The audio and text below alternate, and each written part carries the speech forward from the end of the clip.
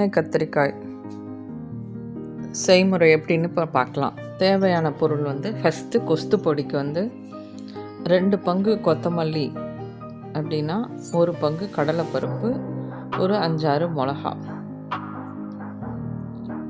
எல்லாம் போட்டு நல்லா பொன்னிறமாக வறுத்துட்டு மிக்சியில் போட்டு ஆற வச்சு நம்ம அதை பொடி பண்ணிடணும்.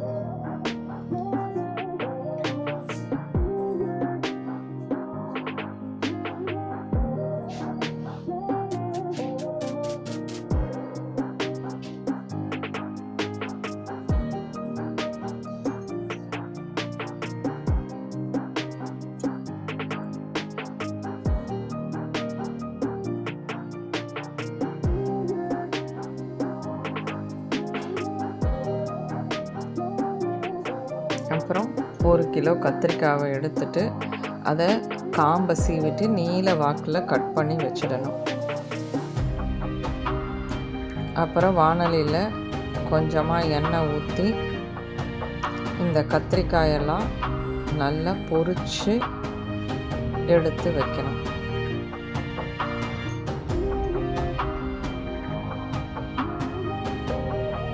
ஒரு கிலோ கத்திரிக்காய் இதே மாதிரியே பொரித்து நம்ம எடுத்து தனியாக வச்சிடணும்.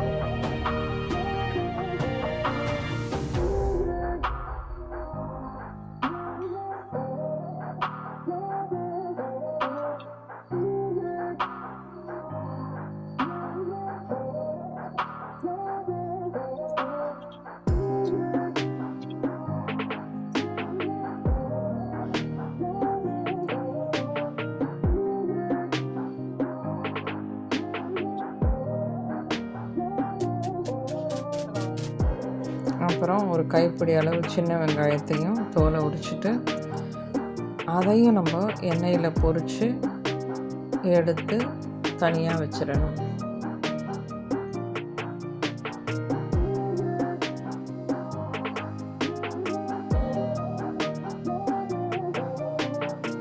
அப்புறம் பெரிய வெங்காயம் ஒரு 4 எடுத்து கட் பண்ணி பொடிசாக எடுத்து வச்சிடணும்.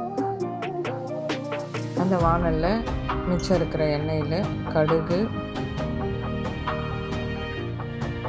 கடலைப்பருப்பு, மிளகு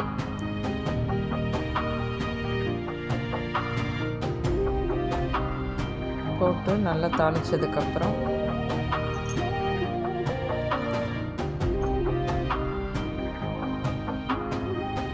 நறுக்கி வச்சுருக்க கருவேப்பிலை, வெங்காயத்தை போட்டு நல்லா வதக்கணும்.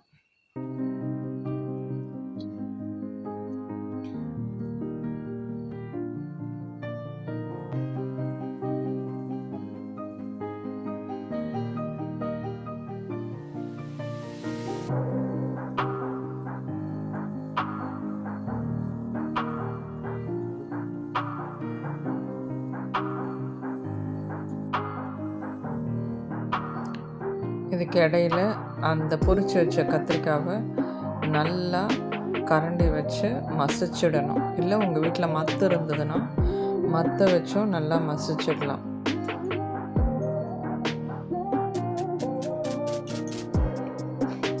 கொஞ்சமாக புளி ஊற வச்சுக்கணும்.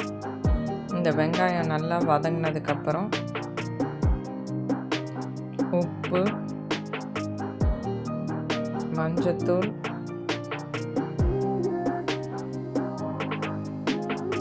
சாம்பார் பொடி போட்டு தண்ணி ஊற்றி வேக வைக்கணும் வெங்காயத்தை.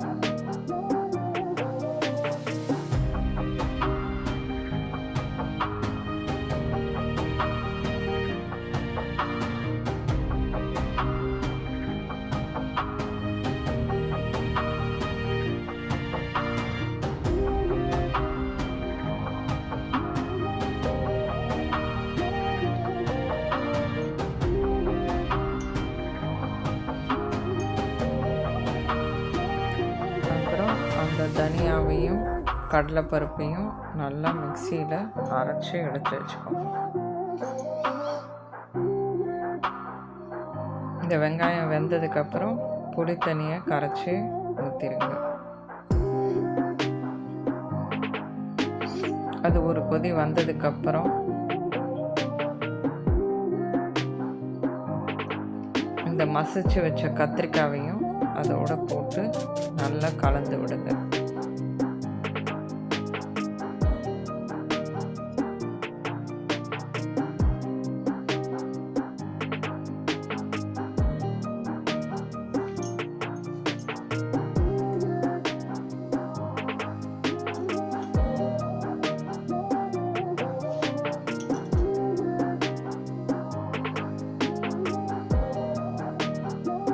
அதுக்கப்புறம் இந்த கொஸ்து பொடியை ஒரு 4 ஸ்பூன் எடுத்து போடுங்க.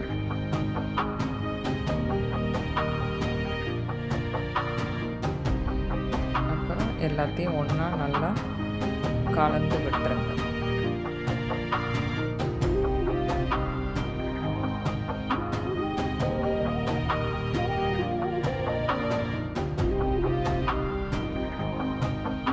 அதுக்கப்புறம் அதை ஒரு பாத்திரத்தில் மாற்றிட்டு அதே வானலில் மிச்சம் இருக்கிற எண்ணெயை ஊற்றிடுங்க. அதோட மிளகாத்தூள், அதுக்கப்புறம் கொஞ்சமாக கருவேப்பிலை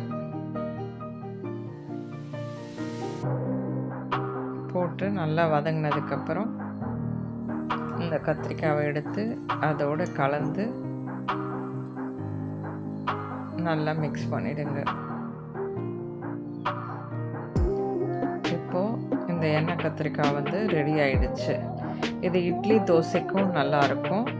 சம்பா சாதம்னு சொல்லிட்டு மிளகு ஜீரகம் போட்டு சாதத்தில் ஒன்று, அதுக்கு தொட்டு சாப்பிட்றதுக்கும் இது ரொம்ப நல்லாயிருக்கும். அவ்வளோதான், எண்ணெய் கொஸ்து ரெடி ஆயிடுச்சு.